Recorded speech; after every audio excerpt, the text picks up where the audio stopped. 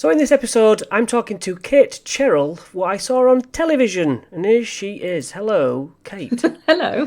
Hello. Now, I know most people because I was into the paranormal when you weren't born, and so for you suddenly to come out of the blue and be like, I don't know this one, you know what I mean?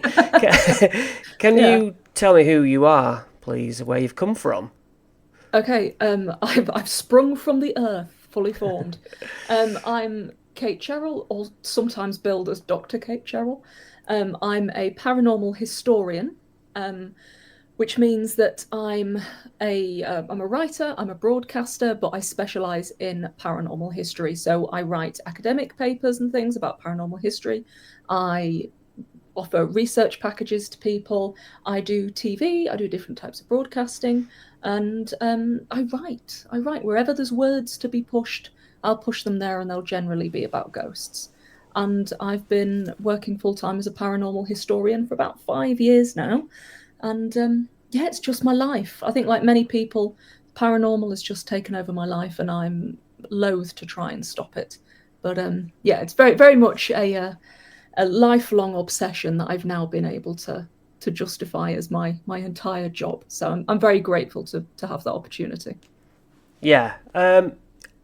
For people to see what you're like currently up to, Discovery Plus, I'm thinking, I saw you on the Jonathan Ross Haunted Homecoming, which Mm. then led to the Jack Osborne Haunted Homecoming. And as soon as I picked up your trail, I'm like, oh, hang on, loopholes. And that's big news for me because for anybody, especially Carla, if you're watching, the Parapod absolutely loved Yeah. it, and I told everyone, you've got to listen to this. It's fantastic. It's Mm. good discussion, and I'm obviously on the believer side nowadays. But Yeah. yeah, so I'm working my way through. I'm really annoyed that I didn't hear it at the time, because otherwise I would have been in your Patreons, in your comments and stuff. But so it's Oh now I'm right. listening to it, and it's gone. But Well, we're you know, still discussing bringing it back. We just needed mm, a bit of a protracted yes, break. So I did 3 series of a podcast called Loopholes, which was a for anyone that hasn't listened, which is a sideways look slash listen at the mm. esoteric that I did with Ian Boldsworth. And yeah, we still do lots of stuff on Patreon together, Oh, and good. we're doing. I've tried to sort of tempt him back into the paranormal. We both needed a bit of a break from it because, as I'm sure Yeah. you know, as soon as you try and get into any aspect of not so much debunking but questioning the Mm. paranormal and questioning things that are held as absolutes, you're going to get a bit of kickback. And we both just thought we need a breather from these people for a Yeah, it's minute. full on, isn't it? Oh Yeah, yes, yeah, but yeah. never say never. We've done specials on Patreon, and we've Oh, done loopholes, bits and bobs. But so never say it's dead in the water because oh, I good. loved it. I thought it was a laugh. Yeah, a good laugh. So I'm going to give my quick detail so that our conversation is on an even footing. As a kid in 1979, 1980-ish, this was all the rage. A compendium of ghosts, vampires, mysterious stuff, ESP. I got that, and I was like, this is just the book that was meant to fall into my hands. Mm. And my first introduction to all things weird. And then we're talking Arthur C. Clarke sort of Oh stuff, yes. which was the only sort of things you could get. The ghost stuff wasn't that accessible, you Mm. know. So I'd asked for books throughout the years, and as I say, they were sparse until the days of Most Haunted. So, Mm. as much as I was into spirits, by the time I decided I've got to go and see for myself, because watching orbs on TV is like, yeah, but that's not good enough. You know what I mean? Yeah. So eventually, I had a team, and I've written my Ouija board adventures in my own book, which feels like Amazing. coming full circle, and actually putting something down in words. Um, so from skeptic, not well, lover of the paranormal, to I'm going to Mm. start my team to get my hand on a Ouija board to do the thing, decide for myself, and probably be let down. I'm ready to be let down. Mm. However, your experiences and my experiences both seem to meet where you've heard ghostly footsteps and I've heard ghostly footsteps. So I think that's kind of where we should start. Would you like to tell me briefly about your ghostly footsteps? Well, there's plenty of them over the years, but I suppose the ones that are the most sort of life-defining, I suppose, are the ones that I experienced as I'd say now child. I was very, very young teenager at my sister's house, and I was there for a period of time, over a few years. And to cut a very, very protracted, very long story short, we had lots of we had a variety of phenomena and a variety of experiences within that house. But the first of those and the most enduring of those were these footsteps that we'd hear around the house, very heavy footsteps like a man in work boots, all hours of the day. So it wasn't just confined to spooky hours of the night, but it was particularly bad at night. We'd hear these footsteps up and down the stairs and then across the landing, like doing a circuit. Yeah. And then those footsteps would move into rooms independently. And we never, while all this was going on, we never saw anything that really went along with it. Initially, things changed later, but certainly those footsteps, those heavy footsteps that were ultimately watched by my sister's dog, were the most terrifying, I think, phenomena. Because I ended up seeing things, I ended up seeing people in the house. But when I think about it quite sincerely, those footsteps, it was what you could hear and couldn't see that was the most terrifying. I think it shows that you're in an incredibly vulnerable space. And I think now when I go investigating and I hear things, they're always more enduring than anything visual, because it puts you once again into that vulnerable space of the unseen assailant. Yeah.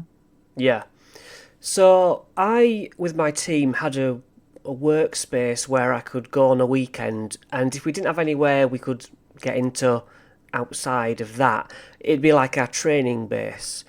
And we'd done an investigation which was very quiet, as many nights can be.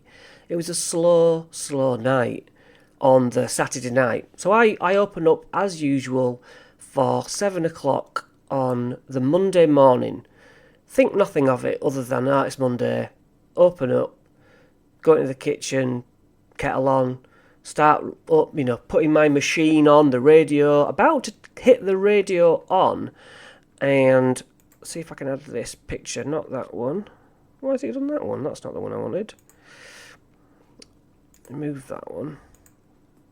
This was my machine was off to the left as we're facing it here, and I hear like one step on and then 2, 3, 4, and it was 5, I would say, good deep footsteps.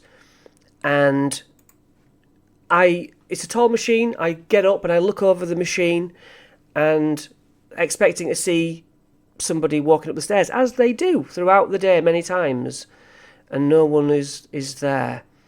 And the excitement, the disbelief, I run around, grab my phone, and I hit record, just asking out, can you do it again? Who's there? Thinking I might get a footstep. It didn't happen. Now, I heard them. That's all I needed. It might not be compelling to anybody else. And everything I claim that's happened to me, you're going to have to just accept, for the sake of argument, without arguing about it. I present it as someone who's, rational, like yourself. You're like, well, I know there's some things in the paranormal what are probably true, and there's most of the things that are wishy-washy are probably not, misunderstood. You're not going to be stupid for just going along with what I say, and there's no onus on you for proving me right or wrong. So I've heard these footsteps, and it's life-changing in that that's all I have to think about to think there's something beyond our understanding. Is it a ghost? Not necessarily, but obviously in my investigator thinking, I'm instantly like, well, that's what we always ask for. Can you walk around, make a noise, I got a noise without asking. I'm thinking, I just investigated here, opened a Ouija board up. Have I trapped something in here? I never heard anything else. That's the issue. And it's puzzling. So you, as a rational person who does probably look at Facebook pictures and go, God damn it, they're right again. They don't know what they're talking about. Their Ring doorbell has caught a spider, a web or something. But on the other hand, there's elements of your life where you're like, I know what I experienced. But sounds, do we say that spirits are replaying sounds, or are we saying they are making physical contact? Because I would put it to you that the footsteps were exactly like I heard all day long when a person was walking up and down. Yeah. It wasn't an independent, ooh, that's a new sound. It was like, you could say, oh, it was a recording. So what's your opinion on physicality versus echo? Yeah, I do think... I mean, I'm sure, like yourself, my views on these things change depending on how much I read and how much I experience myself, because I certainly, my views as to the nature of the paranormal, the nature of sounds, apparitions, hauntings themselves, veer into different directions the more I investigate different types of locations. So personally, I believe there are different levels of so-called what we refer to as hauntings. So I believe the majority are, like what you say, these echoes, like an imprint of an act that's not necessarily linked to a deceased individual, because most of the time, as you know, we see haunting is a ghost. It's an intelligent spirit of a dead person who's wandering around going boo all night. But I do think that the majority of our experiences are just little remnants of occurrences throughout the day, but remnants that didn't necessarily have to be traumatic. Maybe they were just repetitive. But at the same time, I think if there was a traumatic experience, like a fright, where someone didn't die, and someone just went about their day, I still believe that sudden emotional burst, that sudden burst of energy, can leave a kind of an imprint, like a scorch mark on existence. And I think we can sometimes tap into that, like when we enter a room and we go, oh, there's a funny vibe in here, there's a funny feeling. I think that can still be attached to the conversations about hauntings and about the intelligence of spirits as well. So on the same in the same breath, then I would say that I do believe that there are also intelligent spirits, where we can have these back and forth conversations, we can make contact, we can do protracted studies. But I think when we really look at it, the world of hauntings, if we were to categorize it, would be rather like Crofts, or Formula One. There'd be so many different categories and so many different variations that it's almost an impossible task. But I believe there's far more variations in hauntings than we commonly admit, almost. Yeah. So you'd say like residual and intelligent, and then poltergeist. I always have a problem with poltergeist being defined as like things being moved around, because like, does a spirit not move a table when you're doing table tipping? Does a spirit not sort of move a glass? And if I've heard people say this object moved and fell off. Well, maybe a pint pot in a pub, right? Just because that classifies as an object moving, it's not then a poltergeist. There's a bit of a it doesn't clarify it enough for my liking. There's more things to a poltergeist than just a moving object. Yeah, I think it should really be obviously, like linguistically, the etymological root is in the German for noisy spirit, isn't it? So I suppose then so many spirits you can categorize noisy. What is noisy? Is it a sound? Is it an EVP? It's a really awkward Venn diagram, isn't it? But I suppose maybe poltergeists. I suppose when we categorize things as poltergeist now, it is a protracted incident, so it's over several weeks or months or years. And it would be a cluster of separately identifiable interactions or incidents. But there's no real like tick box way of identifying different types of hauntings. Like, this is residual tick, this is poltergeist because it made a noise, it moved a pint glass, it did this, it did this. Yeah. Yeah. Yeah, we could really do with some little tick books when we go around locations, certainly. Yeah, well, being a team who have done the 15 years of trying a Ouija board, I went straight to Ouija boards because that seemed to be, I'm not psychic, so what's the best way for me to get as close information from a spirit's mouth? Ouija board would be the obvious one. If I sit at a Ouija board, hi Chris, how you doing? This is your gran, I'm alright, that's what I'm expecting, okay? But I went on my first ghost hunt with a team, and I'm thinking, okay, the team has to make money. They invite people to come and do this. Therefore, they have a product to provide, meaning they're going to probably move the glass in somewhere. So my sister and I, we sat opposite each other, and I said, right, we'll make sure we sit opposite each other and we can test for finger pressures, we'll look for white skin, all that. So that is my mindset and has been for a decade. But in trying to sit down at a Ouija board and put two glasses on top of each other, saying, well, all you have to do is touch a glass, move the glass underneath and not the one we're touching. Sort of trying to find the loophole itself of, if you've got to move a glass, can we touch the glass and you just move the Ouija board without us touching the Ouija board? If energy's transferred. So I'm trying to find all this sort of thing out. And then sometimes any spirits we seemingly had would get bored and walk away. Because I'm like, can you do this? Can you do that? Just wait a minute. Everyone just put the fingers like this instead. Everyone just put more, I had so many tests to do that I think, I used to kind of, any spirits that were there, I'd kind of tire. Yeah. But it's important to make things hard for spirits, I think, so that the evidence stands up. I'll give you an example. EVPs from a spirit box, a radio what scans. If it uses white noise between the radio stations, why scan? Sure, I would like to have it on one white noise, not radio at all. To me, that makes perfect sense. But it's harder for spirits to... No, it's harder for you to interpret radio stations as words, I admit. Do you see what I'm going at? Yeah, absolutely. I think when you come to talk about like radio hacks and different ways that people are using radio waves, even radar, and there's a lot of really interesting digital seance stuff being done over in America with Ron Iacovetti and Lourdes Gonzalez at the minute.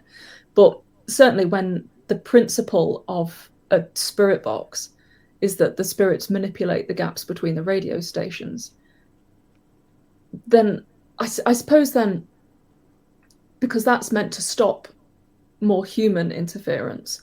However, you could also say then if you had it at one frequency, there would also be the possibility of human interference if you had people with like hobby radios or things like that, or things could still nip in and out of a solid frequency. So I don't think there's like a one size fits all way to use a radio hack, but I'd be interested to see like using those two different methods in the same location, and if one was having hits, how those hits are interpreted, and if the other one using just a static frequency, how that would be interpreted. But I think that's the problem with a lot of kits, though, isn't it? Is that the way you use it is one issue, the way you interpret it is another issue, and then obviously there's human fallibility in the middle. So it's a series of hurdles. Here's a series of mental hurdles, certainly, about the whole process. But in theory, you use these things because there's a chance it might work. You hear about it. Like I heard that you had to have a glass on a Ouija board. Turns out you don't. Planchettes are often plastic. We use a lighter, like a chocolate mousse, upturned thing now. And works really well. Yeah. Why? Well, it glides easier. It's not as heavy. Okay, so there's an element of, you can just push it without realising easier. I take that on board. But 15 years we've been doing this with a team of people, not on public events. and we know each other now. There's times when we get nothing. You don't keep up a prank for 15 years. It's not No. that funny. Okay? So, again, throughout doing it with the same team all the time, there is a story there, and it's not always entertaining. It can be quite bland. But the spirits we've interviewed over the years, and a lot of the... Let's start with we get nothing. We get movement, but it's nonsense words. It's like, well, this isn't useful. Right through to patches of good words and other spirits that don't do it right, to almost conversation where nearly everything is a string of sentences, where you can ask them good questions. What's it like over there? And it will say about beings of pure light. But we hit upon something one time, asking about our protection light, what we used to do. You know, everyone's we give off this light that they can take energy from. Just copying every other team, thinking if that's what you do, let's do that for a bit. And then somebody once asked, oh, what can you see the light that we emit? And it sort of took the conversation down a different road. It was like, yeah, blue. We were like, blue? Isn't it meant to be like a white light? And then we asked, someone else said, well, what colour do I emit? And it was like yellow. And then someone else was like green. And we were like, what does that mean? We just hit on, So that night was over, go to a next night, and we'd say to the spirit who came through talking good enough, are we emitting a light? Oh, yes. Okay, what's my light? And you'd get the same colours as you got last time. Now, this might be 2 months, 3 months, and you can barely remember what colour you got. So once you get your colour, you have to go back and double check it. Trying to get to what these colours were, and all spirits agreed that they were red. So red seemed to signify not being alive anymore. Yeah. And eventually they would say the lights change when you have a big personality, a death that really affects you, trauma of some sort that changes who you are. It's almost like going up through karate belts, that your colours change, it seems like, yeah. So this is not over one conversation. This is over years of asking the same questions and pursuing, that sort of thing. You are into Victorian seances and stuff. Is there any kind of record of information being gleaned from the past? Yeah, well, when it comes to seances, it's really how long is a piece of string. But it's interesting, you say, when you talk about energy and representations of energy when you're doing a Ouija board or any type of seance, there's some really interesting discourse from the turn of the century when people started talking about different ways that you could classify this energy that's said to run through the circle of people when you're holding hands or when you're touching in some capacity. Some people were calling this vital fluid, which always makes me feel a bit sick. I really don't like that phrase for some reason, but it's another word for energy, so that vital fluid. But there was also discussions of these, because a lot of spiritualists, much like teams today, a lot of Victorian spiritualists kept really good records of what their sessions involved and what their sitters were getting out of things. And so there are records of these seance groups saying, well, we didn't get such a good response this time. We could tell the energy wasn't flowing because this person, let's say Dave, so Dave is being a block. His energy isn't matching with the people either side of him, so we need to take him out. He can come back another week when he's sorted himself out, and we'll put someone else in. So there was this real belief in that energy disruption could come from someone who had a negative mindset on them, someone who wasn't fully relaxed into the seance arena and the idea of spirit contact, and that the doubts we hold in us or the negative emotions and energies we hold in us can have a direct effect on the willingness of spirits to then come into the seance room. So yeah, Victorian seances in particular I find very interesting because they're essentially dealing with the same big questions that we have today in contemporary paranormal investigation. They're essentially just doing it with fewer technical, electronic devices and, in far better clothes. So yeah, I think we can really learn a lot from seance in the 19th century. Very often now it's sort of marketed as a back to basics, um no devices, no electronic stuff. We're going back to basics, we're going to do this. And then people always manage to sneak in a few devices that just don't require batteries. But ultimately, at its heart, Victorian seance is using the innate battery power that we all have to make a very earnest contact with the spirit world. And I think that's the best way to really approach seances, whether that's through negative, positive energy, through vital fluid, or through trying to get the right colours, the right energy colours of people. So I Yeah, think it's a really fascinating era, and an era that often gets dismissed as just being an age of credulity, or an age of people having ghosts wander around their living room and feel like it's perfectly normal. There's definitely a lot that we can learn, especially from their seance methods. yeah. It seems like a lot of seances used to focus around getting in touch with a certain deceased person, where we're not Mm. chasing our deceased relatives. Mm. And I've never had any compelling deceased relative come forward to me. I mean, I've been in this all my life. I have code words for people who, when they die, we have the word Hmm. that if that comes through a Ouija board and it's bizarre, I'm like, Yeah. okay, good. You have to have these things ready. Mm. And I know you've had some family information come through that made you go, oh, okay, that's very good. Yeah. Yeah. Yeah. And No, that's I had different my from, sorry. yeah. No, I had my granddad's full name, and my granddad had quite an odd name. A lot of my family have quite odd names, really. But that came out in full through a Ouija board, Yeah. when I wasn't sat at the table, and it was people that didn't really know me, and Mm. certainly didn't know my family history. Even if they had an ancestry account, his full name's not on there. So it's things like that. I think you can go through tens of really dud investigations, dud seances, dud Ouija board sessions, and then you just have something like that that makes you get back on the horse mentally, Mm. and physically, if not literally. Um, and so yeah, little things like that over the years have made me not completely give up on Ouija boards, spirit boards, or automatic writing of any variety, because I think you can get so wrapped up in your own head about subconscious movement and idiomotor effects. But ultimately, with anything that you use in spirit contact, I think the efficacy of it relies on the intentions and the methodologies of the user. So yeah, I think there's a lot of weight in Ouija boards. I really do. And yeah, I'm not. That's not to say that my family have been coming through boards all the time and chatting.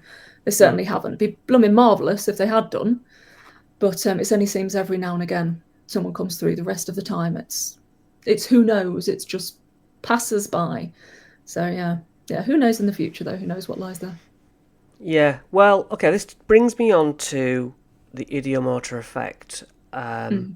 We've put things on top of things and said if the spirit moves it, it will move the bottom glass first. It Mm. doesn't. The top thing always moves. If you put a pack of cards on it, the top card moves. Spirits confirmed with us through us using blindfolds. I'd blindfold all the team and I'd stand back with my clipboard all right, move to this letter. I spun the Ouija board around so they didn't memorize the letters. I have it's IKEA tables, okay, tops that Mm. I've made into my Ouija boards because I need no comment, I need new spirit joined, I need all these things that a Hmm. Ouija board misses, and also it's Yeah. beautifully smooth. So Mm. I have one with all letters in the correct alphabetical order, and then I have one that I can swap out that's all jumbled up. So Hmm. like I say, I'm forever interrupting my team to say, let me just do this, make it difficult. Yeah. So when they're all blindfolded, it all went to pot. They can see it's a good spell. Then I started to take one blindfold off, and the spirits would say they see through our eyes. Yes, we are somehow forcing you to move it. So the immediate idiomotor effect isn't really an argument that matters to me. As awkward as it is to say that we are the ones moving it, I've gone beyond that to when spirits lead us to this abandoned house, and it said upstairs you'll find a red diary in this room, and you go upstairs and you find a red diary in that room. The ideomotor effect or subconsciously moving it doesn't matter. It's the information coming through is incredible. Answering questions like, so where are my lost keys after 6 months? And my teammate gets told they're in a trunk. Rings home and they've got like an elephant's trunk shaped things you put it in, like TV mag, and her keys are right in the bottom. So we got told her keys were in there, and they were. So subconsciously or not, we were told that information. Do you know what I mean? Yeah. So it doesn't matter whether we move it. Spirits are like, yes, you do move it because we need to see through your eyes. I mean, I find that quite fascinating. And so, like Ian on Loopholes was like, oh, why don't they do it blindfold? Yeah, you can. But it's annoying. I couldn't sort of have that conversation with him at the time, yeah. But I'm at the next hurdle. Everyone's stuck on the first hurdle. It's like, no, just do it. Just do it for 20 years. Then you'll find out there's more to it. Yeah, and I think things like blindfolding, certainly switching in different boards, that's brilliant. If you've got enough boot space, just whack in as many as you can. Marvellous. So I think what you've previously mentioned though is, as well, like when you have public events versus a closed group, I think there can be so many different, we can be talking about the same thing, and if someone's talking about their experiences and methodologies on a public event versus a closed group, they seem like worlds away. So the power that can be perceived in a spirit board during a public event can be akin to raising the dead, because like you say, they need those, you need something to happen. And sometimes naturally over the centuries, people have been pushed to fabricate things. And it's just one of those realities. But I certainly think it's very interesting the ways that people are putting in different what would I call them? People putting in different methodologies and different adaptations onto Ouija boards. And as for Ian saying, why don't you do it blindfolded? I think now we'd just say, why are you doing it at all? Go put the kettle on, do something more useful. I know. It's but not my he does have job a lot of time. To persuade him. Yeah, he does have a lot of time still for me waffling on about belief systems and things. So he's not completely closed off. He just thinks it's not for him. Let's put it that way. Even he heard the song with his granddad coming out the wardrobe, and when they were packing up his grandma's things, he heard "We'll meet again," and he's like, it wasn't coming from a radio. And even Ian, every big skeptic's like, I don't believe in it, but this one amazing thing happened what I have got no explanation for. I think he's not a great example to use though, because I love Ian to bits. I think he's wonderful. He's one of the most kindest, most open-hearted and open-minded people I've ever met, and this goes for a lot of people in the paranormal as well. But he also was working as a comedian for 25 years. Yeah. So I think when he tells stories of supernatural happenings, we just need to take them with a pinch of salt, because it might have just been quite funny to say at the time. Right. But I maybe like a spectre could walk in front of him and he'd still say to the ghost, put the kettle on. I don't think it would really have any lasting effect. Yeah. So I bought the new Barry Guy app that he released. Oh, it's $12.99, and it's an app on a phone, and it basically supposedly scans things. Have you heard of Spirit Talker? Is it called? Is that that's not his name? I've heard of Spirit Talker app. I have Spirit Wave. Spirit Wave by Barry Guy. Spirit Wave. No, I'm not familiar with that one. He's got his own. It's $12.99, and I don't think it's going to come through my phone. I'm not a big app person, so I'm clueless as to a lot of them. I had is it Echo Vox? I got Echo Vox. Yeah, never had anything come out of it. Oh, I got so frustrated with that, and that was expensive as well. That was about 15. Yeah, 20. I think it was 20 quid when I got it. It just sounds like you've mangled an old tape cassette. But I live in hope. But, he's put his money into this, and I was like, well, I'm going to try it. But Yeah. I mean, if it works for people, then more power to him. yeah, I ended up, after all these years of doing it, eventually, rather than just saying I don't believe in any of the apps, I was like, well, I've got, when nothing's happening, you're like, let's just give it a go Yeah, and see. absolutely. But yeah, I don't really put stock in them. Mm. But it's just interesting that somebody, it's like if you come out with an app, I'd raise Yeah. an eyebrow. I'd be like, Oh, I wouldn't trust do any they app that I came really? out with. Be made out of plasticine or something. It'd be bloody Yeah, awful. yeah. Let me see if I can bring this picture up for us. Not that one. Why is it doing that? Remove that. There we go. Do you Ah, recognise this yes, picture? that is the Brown Lady of Raynham Hall. It is. So as a I kid, love that picture. to Mm. me, I'm like, this is amazing. Mm. This is what I want to see. Where are these pictures nowadays? There's a lady in the back and she was dead. He was just Yeah. coming from her funeral. Spirits now, let's see if I can remove that and add this very latest one. In this red box somewhere is supposed to be maybe a skeleton, an old woman, but even in the close-up one, I see absolutely nothing. This is what the Mm. standards have just fallen. I think it's a matter of oversaturation of the market as well. I think there could be some absolutely amazing photos out there, but we just don't see them because someone's uploading 500 orb photos a day and Mm, saying each one of them's like, John Lennon or something. yeah. So yeah, I think it's one of the pros and cons of contemporary ghost hunting. Since we had digital cameras in the early 2000s, we obviously have this whole wave of trying to identify orbs versus backscatter versus all the rest of it. But also we had this easy accessibility to instant instant photography. And so yeah, it's a shame that we don't have these really iconic photos now, but I think we just don't even have Mm, the chance to see them if they do exist, and I presume they do.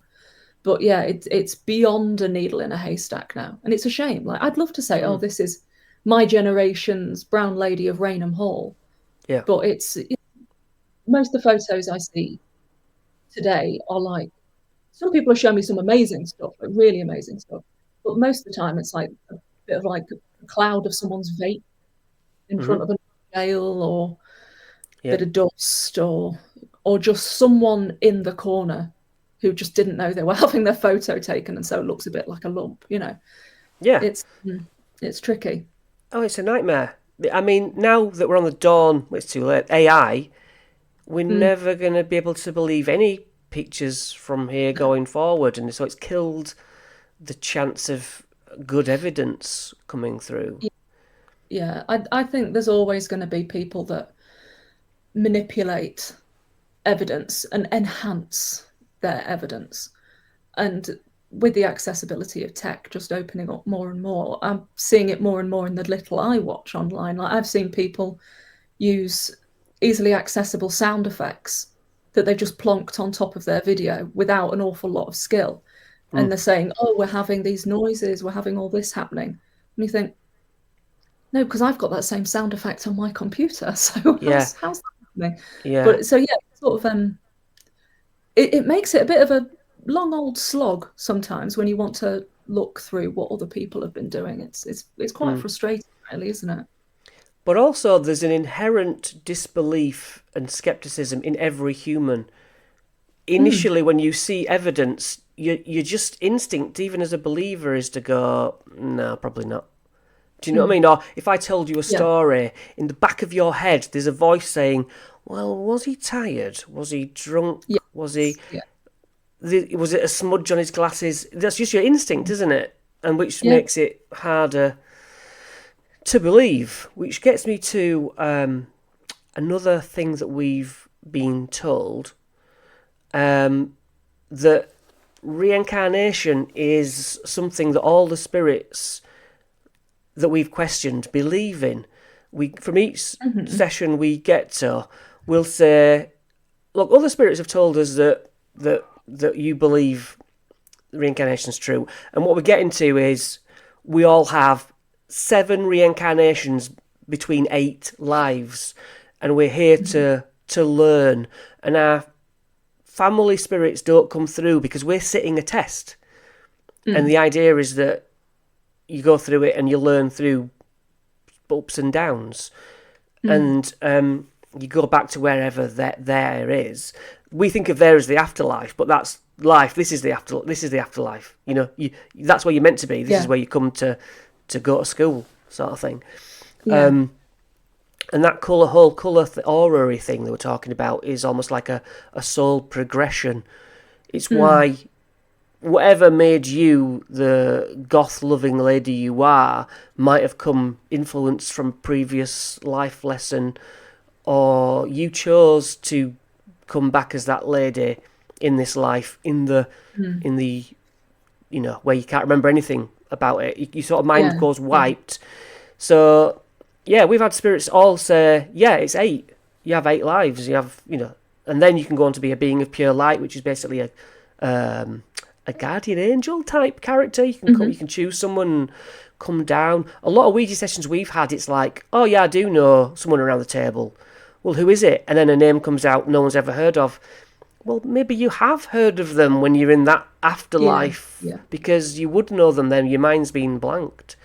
I was born with a darkness, a miserable edge to me as a kid, a feeling of loss that has now gone.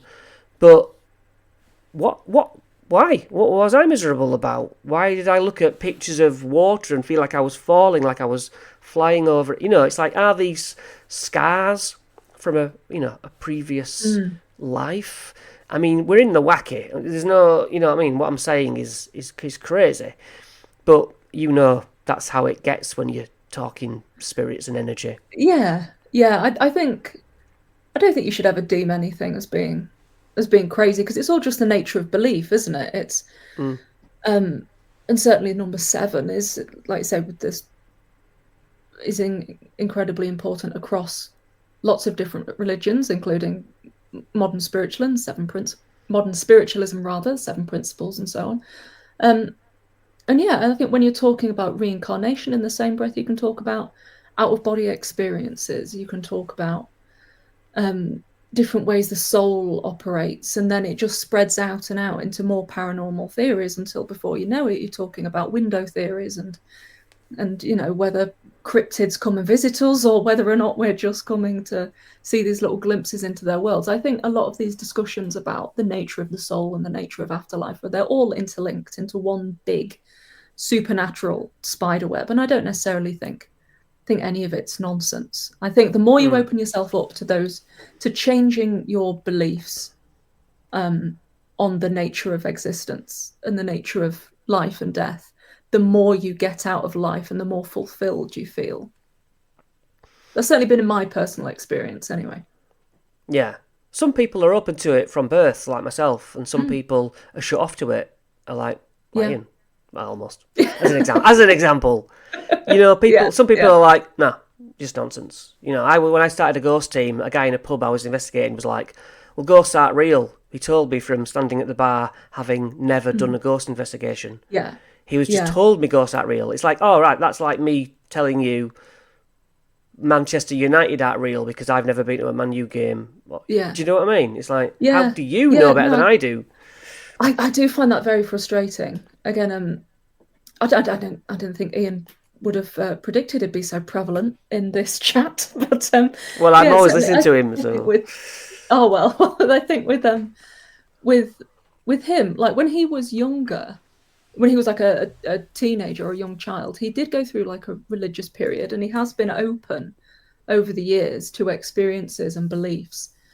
But I think I'm very fortunate that I was going to say, he's never said I'm talking nonsense. That's rubbish. He tells me that every day. He says you're talking absolute bollocks. But I've never. I think there's ways to say to people like he does. Like, I don't believe in it, but if you feel that that's enriching your life, absolutely go for it. I have, however, met other people who have been, like I say, so closed off and then in the most inappropriate circumstances, like immediately after a death. Right. Genuinely, immediately after a death, we're talking hours, came up to me and said, well, when you're dead, you're dead. There's no afterlife. And you sort of think, well, first of all, wow, this is quite spectacularly bad timing. But Yeah. also to have that much self-assuredness in something, in an absolute that neither of us can really prove, I find Yeah. is quite a quite an unpleasant angle to take. Yeah. Like my sister, who's in my team, like it's all women in my team, and my niece and stuff. My sister's husband is one of these people who is, it's all nonsense, and yet he thought he saw someone in their bedroom. He came down. I've just seen a guy. I think there's a guy now. And then he was like, "Oh no, no, no, no, I didn't." You know, he'd really back down. He Yeah. saw Yeah. his phone fly off, like for no reason, fly off the bedside cabinet Mm. and hit the wall. And he's still like, I don't know what it was. And I understand it doesn't mean it's a ghost.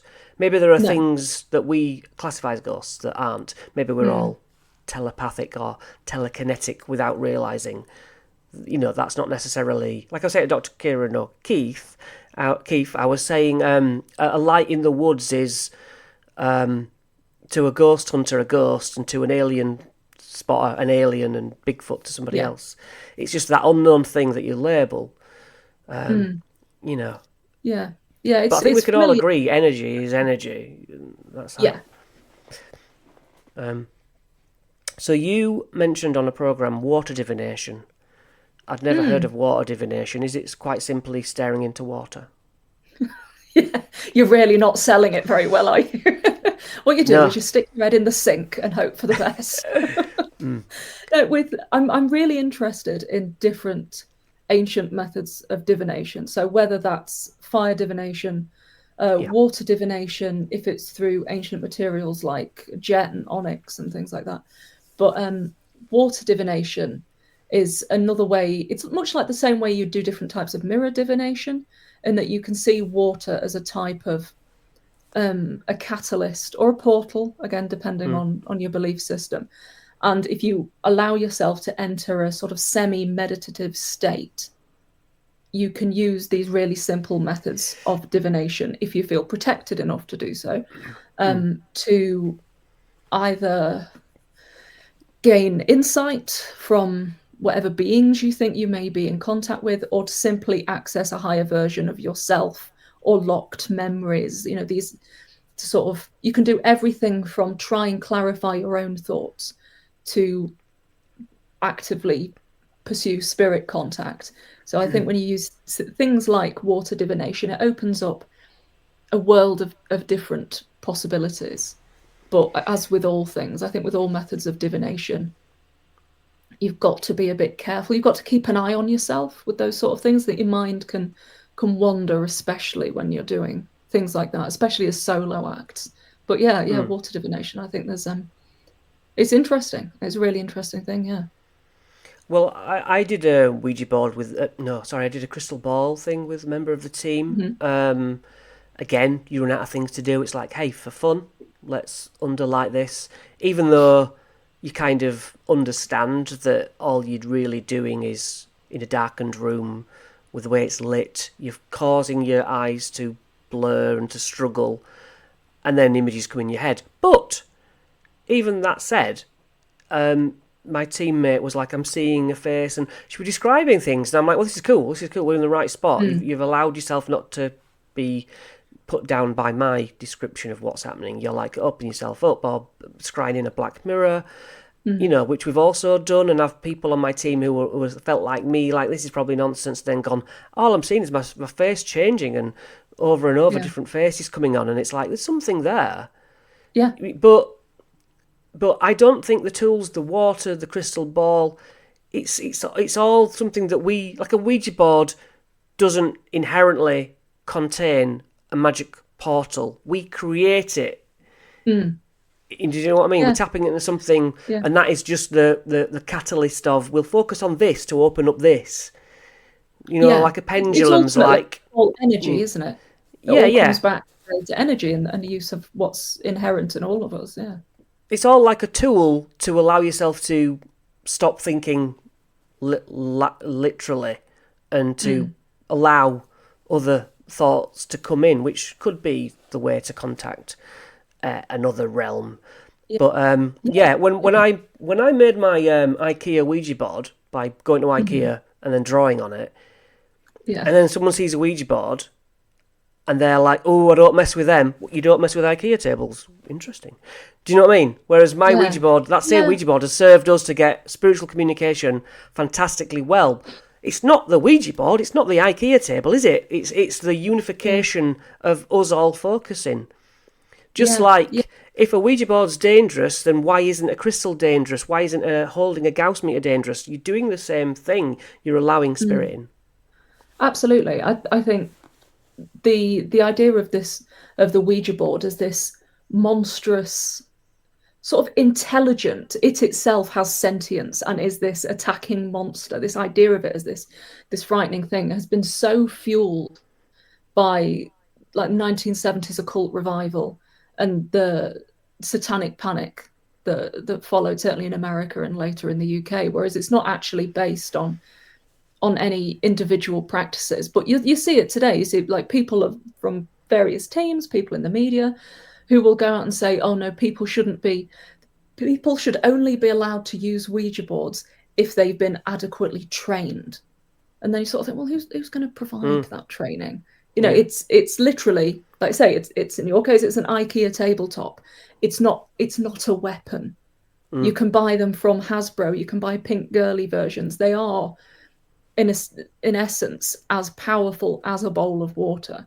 It mm, just depends on the intentions of the user. Yeah. yeah. It frustrates me an awful lot, especially around Halloween. I'm a horrible person to be around Halloween. I get so angry so I'm much. glad it's just not just me, because I'm like, I get Oh bummed yeah. down on Halloween. I'm like, oh, everyone suddenly likes ghosts. What about the rest of the year Yeah. when nobody wants to know? Yeah. Like little You know, hipsters going, oh, we were here first. yeah, yeah. All pubs are like, oh, Halloween event, and then I'll book the week after. No, not interested. Oh, right, Yeah. not interested now. Yeah. Yeah. Yeah. But you mentioned intent. You mentioned intent a few times, and spirits say Mm. that they like us. They're like, you always come with respect. You open up, and it's a friendly. Look, sorry to bother you. If you want to talk, I know teams come Yeah. here, but you don't have to.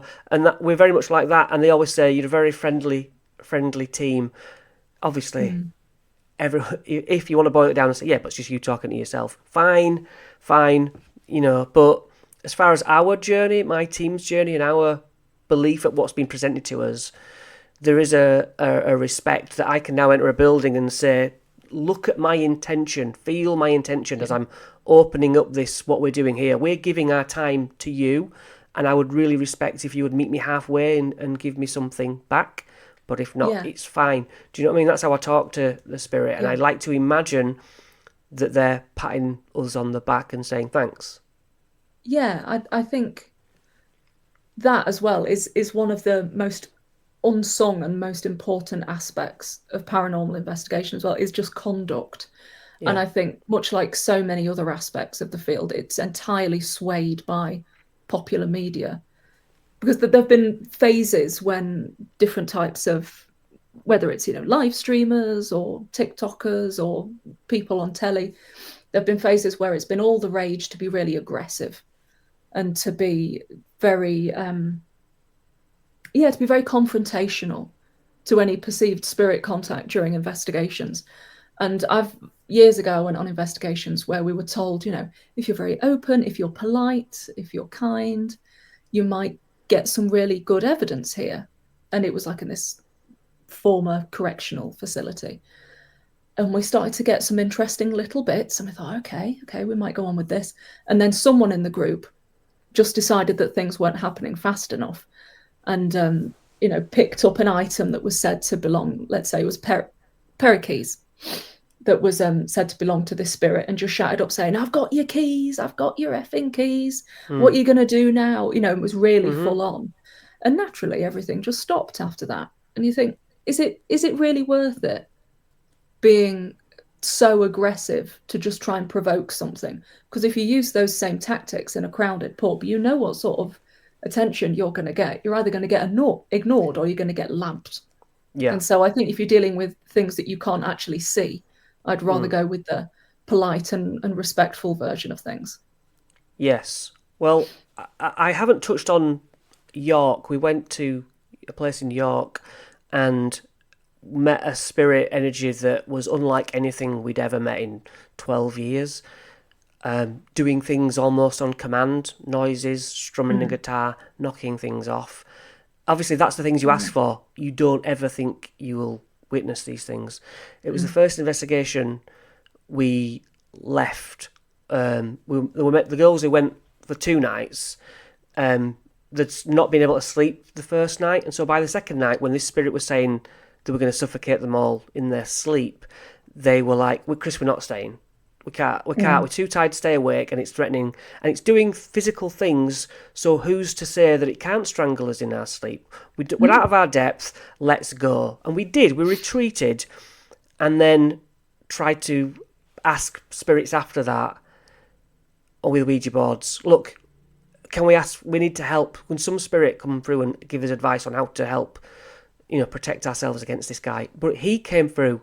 We were at a completely different place, and it's called Sam. And Sam came through, threatening us, calling us all whores. Well, not me, didn't mind me, but Oh, so goodness. then we'd go another adventure next month, another investigation, and Sam would come through. Where is she? Where's the spirit who you've passed on in my house? Where's my girlfriend, sort of thing, who was bullying? Mm. That's why. And this has gone on for three years now. And this Sam character, we went back to York and eventually befriended him, and he's actually helped now.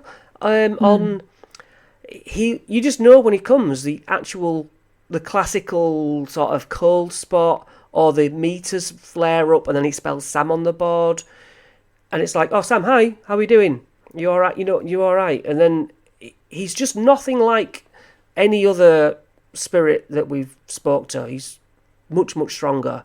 The sort of Mm. dream, you dream about.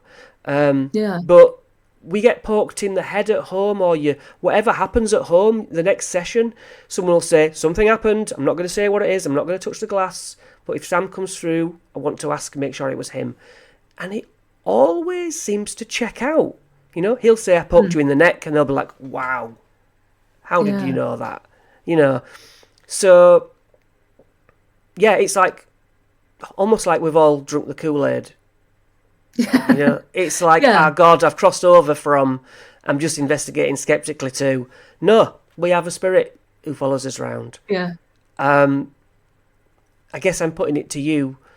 Is there anything you think we could try with our Ouija board sessions that I've possibly not thought of, or Oh to God. gain proof? What would I Yeah. ask? Is there some experiment I could do to sort of? I know he's called Sam Durst. I know where he lives. He was a money lender. I've Mm. got I went to York Library, but when when a spirit comes through that's intangibly real, Yeah.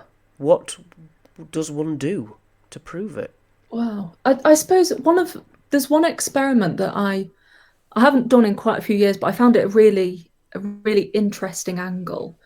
Is It's an experiment that I think it was put together by the Rope Group, which was led by Rachel Hayward. And when she wanted to contact, it was like specific historical. It was people that were in specific historical locations, and she'd printed off these pictures of relevant objects. So I'm making it almost sound like a Cluedo board, but it was things Mm, like a length of rope or a truncheon, these sort of objects. yeah.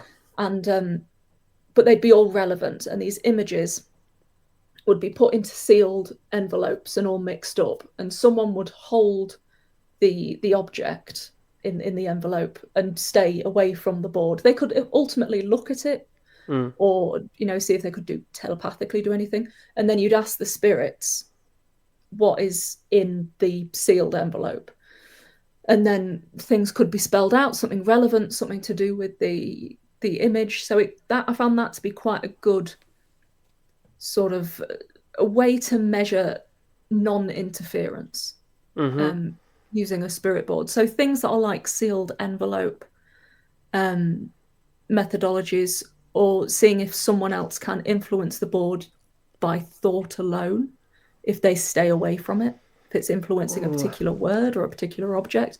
I find them to be very interesting, especially when you've got specific images and no one knows which one's been chosen. I find that to be quite a good yeah. angle.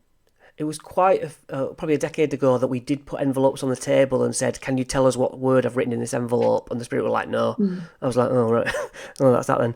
And then like we did when we were doing the blindfold tests. I was off the board doing the instructions, and I had Mm. 4 people blindfolded and 1 woman not. And Mm. she would think of a colour, and the board would Mm-hmm. spell out the colour. Mm-hmm. Even though she wasn't touching it, but she was like, I'd say, Yeah, Sue, think of a colour, and it'd spell a colour, and I didn't know. And I'm like, yeah, what was that it? She's like, yeah. So all participants are yeah. blindfolded, but one of us isn't. So Mm. they're like, we see through your eyes. We need you. We can't just do it on our Yeah. own. I'd have, because I worked at a printer's, we'd have like ink knives that you would sort of put wallpaper off with. We're all coloured, Mm-hmm. fully coloured plastic, red, green, blue, yellow. And I'd put these in front of everyone on the board and say to the spirit, can you take the planchette to the yellow, to the blue, whatever. And easily, okay, now everyone put blindfolds on. I'm going to switch up these ink knives. So I'd reposition them. Sometimes I wouldn't. I'd put them up and make it sound like Mm-hmm. I did them. So I'd trick the guys on the table, and it'd get them right. Go to the right Mm. colours. So it's like, yeah, you're looking through someone's, my eyes or Yeah. something. I don't really know, but the blindfold experiment, not 100%, Kate. I'm not saying that, Mm. but we had good hits, and you do something else and get them right. On the nights it got them right, it could get them Mm. right 3 times. Other nights you were like, oh, it's just not happening. You just can't do it. Yeah. Compelling Yeah. is what I I'd say. think. Yeah. Yeah. I think certainly seeing if someone can influence whether or not you're seeing through their eyes or if they're psychically um, affecting, Mm, psychically influencing the yeah. people or the board is an interesting one. But yeah, once again with like Victorian mediums, sealed letter reading was kind of the bread and butter thing for a lot of working mediums. So perhaps just things like putting a sealed letter, not Mm, just a word, but a full letter, maybe a gas bill, on the yeah. board and saying, what's the total? Am I in credit? Yeah. Or, something maybe a little bit more profound. That might be Yeah. a good angle. I do That's a think there's good one. stuff there's weight in sealed letter reading and things like that. Yeah. Yeah. Well, I've worked with many mediums because that was obviously something to explore. And they're all very, well, I don't know. I used to think I was going mad, but I'm always questioning it. They always have this like barrier. And I'm like, yeah, but Mm. am I allowed to test you? Absolutely, because I want to know whether I have the skills I think I have. Okay, then what we'll do is, um, if you can talk to a spirit and a spirit's here, can you Mm. ask that spirit to like push the glass on the board to a certain letter, or I'll write something down. I'll go to a whiteboard, write A on Mm. it. You can't see it. The spirit walks over to me, sees I've written A, goes to you, tells you, the medium, that I've written A. Mm. But what I'm going to do instead, okay, is not write a letter of the alphabet at all. I'm going to write a number. So that when I say, which letter have I written, the ghost Mm. will say, it's number 1. He's a trickster. Yeah. But the medium's always like, well, you said you were going to write a letter. I've done this with my Ouija board team as well. Mm. You said you were going to write yeah, I know I did. So that you are all out of the equation. It's me and the ghost, Yeah. this. Do you know what I mean? But my team are Yeah. all Your right with it. surplus for requirements. But Yeah. my mediums are like, you can't do that. I said B. Yeah. Mm. Do you know what I mean? I don't think that's unfair. Do you? No, no, not at all. Not at all. I think it's the healthiest way to try and stop human interference, whether that's conscious or subconscious.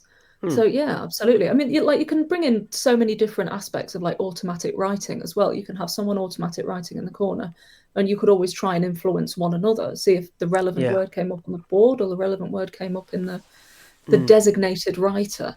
So I Yeah. think there's, like I said, there's a lot of like cross again, if we see the Ouija board as a part of a Venn diagram, there are so many intersecting circles that could produce some really interesting results. I know you sort of we're at the hour point. You've got 5 minutes.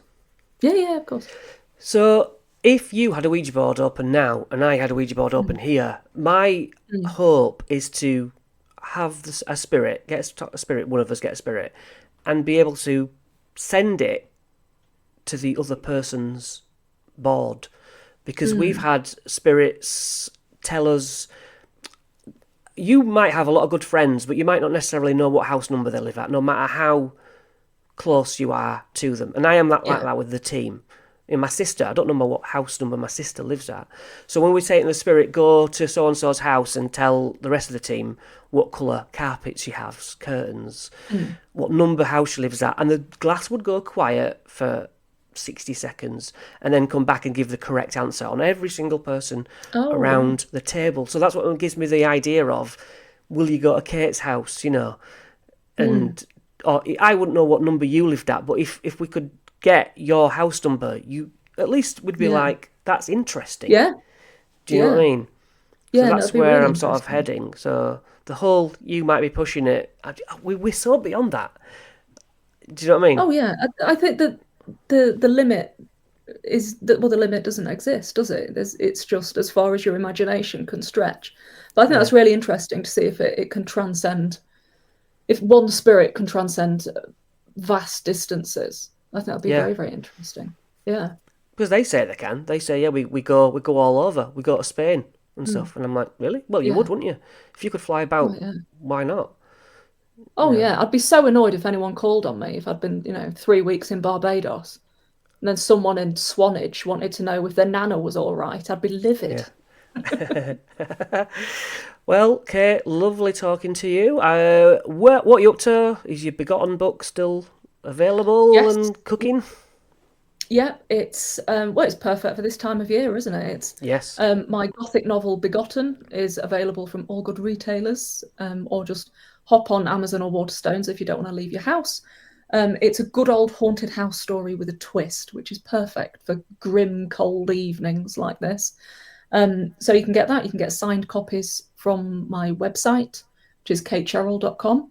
I've got a Patreon, which is patreon.com/burials and beyond.